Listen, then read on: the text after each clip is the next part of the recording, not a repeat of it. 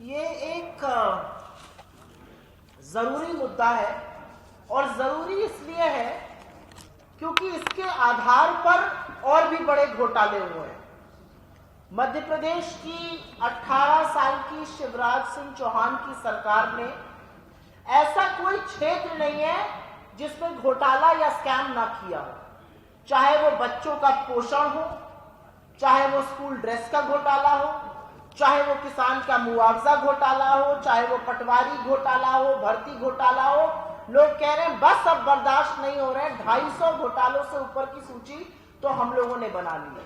लेकिन आज जिस घोटाले की हम बात करने जा रहे हैं उससे आपके पैरों तले जमीन खिसक जाएगी, आपके होश उड़ जाएंगे, क्योंकि आज का जो घोटाला है वो इन सब घोटालों का बाप है।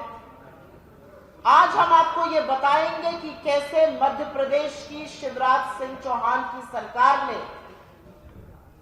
इस प्रदेश की विकास दर, इस प्रदेश की जीडीपी के साथ हेर किया, उसको बढ़ा चढ़ाकर बताया गया। करीब 2 से 2.5 लाख करोड़ का घोटाला हुआ और उसी के चलते ज्यादा कर्ज लिया गया और आपको कर्ज के बोझ के तले दबाया गया।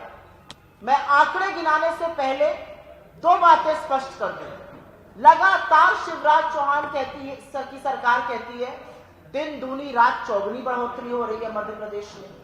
वो यहां की अर्थव्यवस्था में नहीं झलकती है, वो रोजगार के माध्यम में नहीं झलकती है, वो लोगों की आय में नहीं झलकती है। यहां पर 37% बच्चे कुपोषित है 5 साल की कम उम्र से। यहां पर 35% लोग गरीबी की सीमा रेखा के नीचे हैं। उज्ज्वला का झुंझुना बजाया गया, उज्ज्वला उनको मिलता है जो गरीबी की सीमा रेखा के नीचे के परिवार होते हैं। 82 लाख ऐसे परिवार हैं जिनको उज्ज्वला देना पड़ा। यहाँ का किसान आय जो है उसकी निरंतर घटती जा रही है। तो सवाल ये है कि ये जो बताया जा रहा था बढ़ा चढ़ाकर कि दिन दूनी रात चौगुनी वृद्धि हो रही है, जबरदस्त जीडीपी बढ़ रहा है, ये किसका बढ़ रहा था, कैसे बढ़ रहा था और कहां बढ़ रहा था, उसका कच्चा चिट्ठा आपके सामने विद आंकड़ा, विद प्रूफ हम निकालने जा रहे हैं। तो इस फर्जीवाड़ा के 4 प्रमाण हैं और ये बड़ा घोटाला, इसको समझाना मेरे ख्याल से जरूरी है कि किसी भी प्रदेश में अगर जीडीपी की रेट को गलत बताया जाता है, अगर ग्रोथ की वृद्धि दर को गलत बताया जाता है तो सारे आंकड़े बेमानी हो जाते हैं और गलत बताकर बढ़ा चढ़ाकर ही ज्यादा ऋण लिया जाता है। ज्यादा जीडीपी बताया जाएगा तो ज्यादा ऋण, ज्यादा कर्जा उठाया जाएगा और इसीलिए आप सबके सर पर आज 40,000 रुपए का प्रत्येक व्यक्ति मध्य प्रदेश में ये बोझ उठा रहा है। 4 लाख करोड़ से ऊपर का कर्जा है। तो पहली बात तो ये बतानी जरूरी है और आप में से कुछ लोग जो इकोनॉमी में इंटरेस्ट रखते हैं या आंकड़े जानना चाहते हैं, हर 6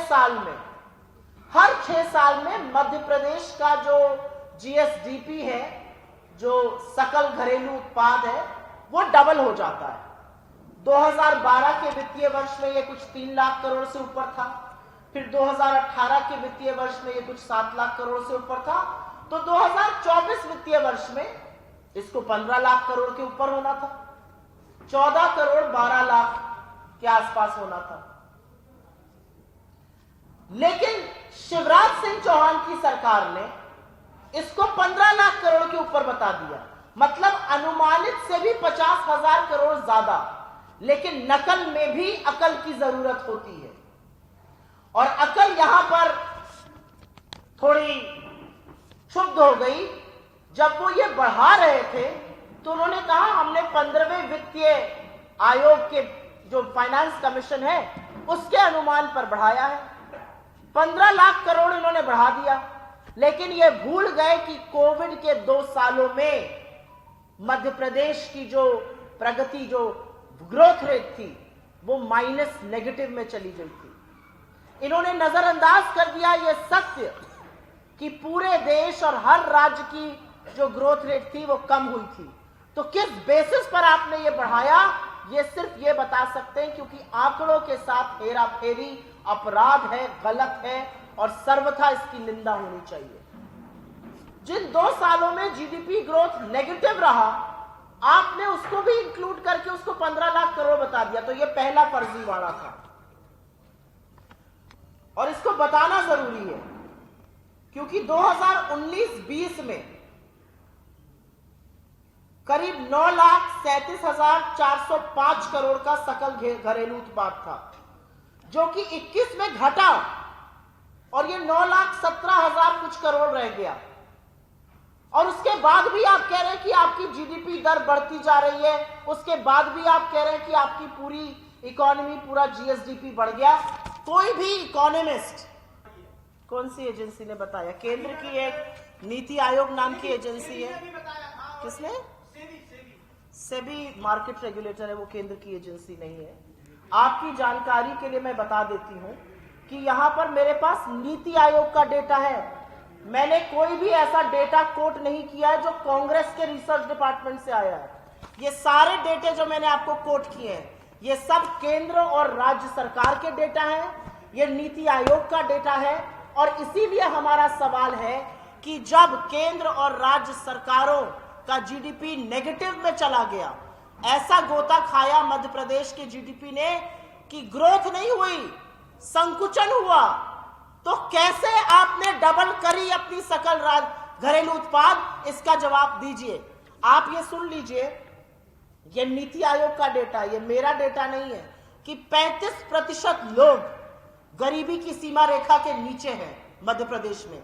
यह आंकड़ा बढ़ा है। अगर यह आंकड़ा बढ़ा है, अगर राजस्व की प्राप्ति घटी है, तो कैसे आपका जीएसडीपी बढ़ा है?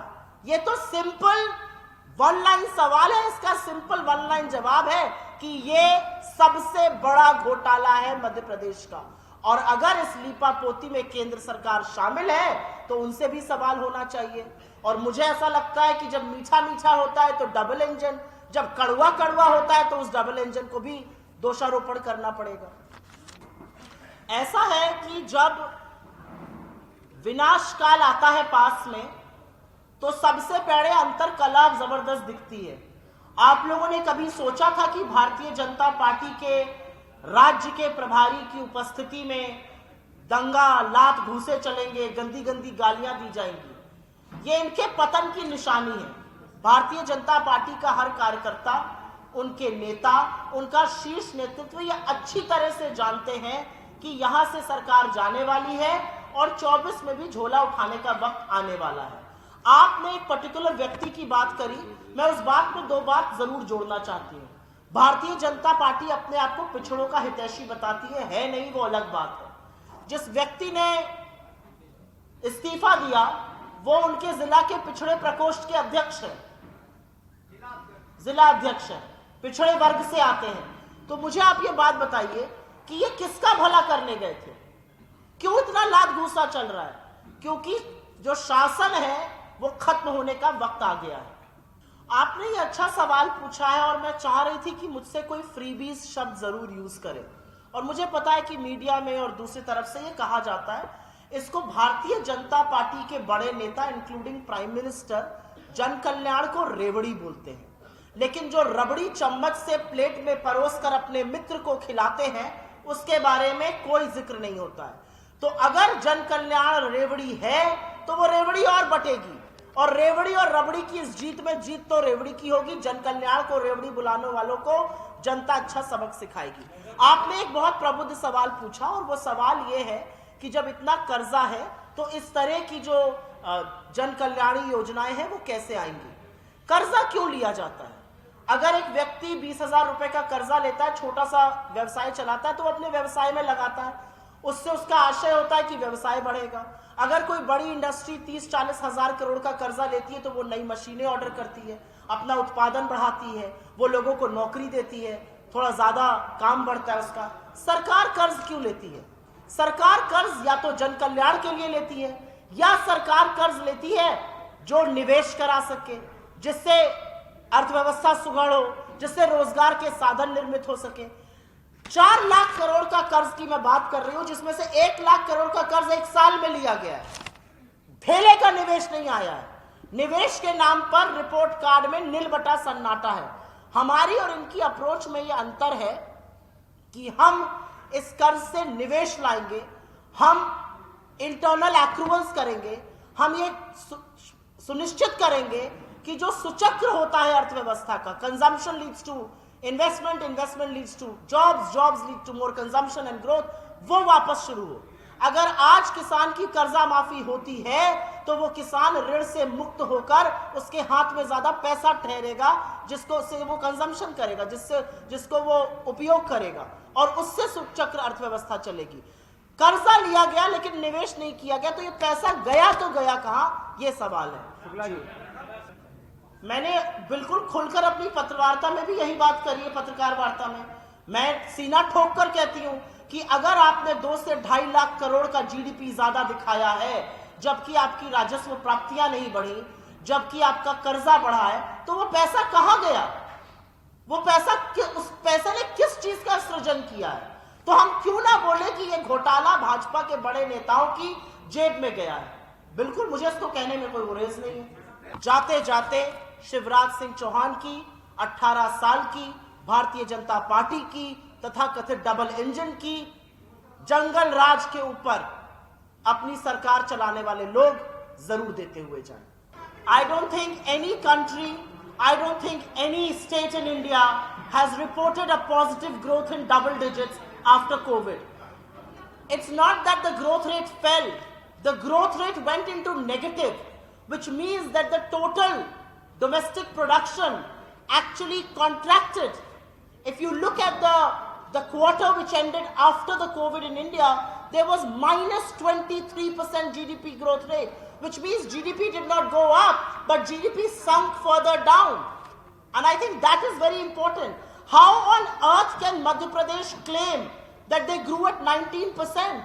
If this is not playing with figures, then I wonder what is. Because this is what is playing with figures, this is what is playing with data. How on earth can Madhya Pradesh be the outlier when every other state in the country reported negative GDP? And it was going to be negative. When there were lockdowns, when factories and offices were shut, productivity did go down. There was no production happening. There was very limited buying happening. Who on earth can believe that Madhya Pradesh actually clocked in growth rate of 19%? So I say it with all honesty and with all responsibility and whatever insight I have into economy, that this is an absolutely erroneous claim that the Madhya Pradesh government has made, and they need to be answerable for this fictitious data. Thank you very much. Thanks very much for your questions. We can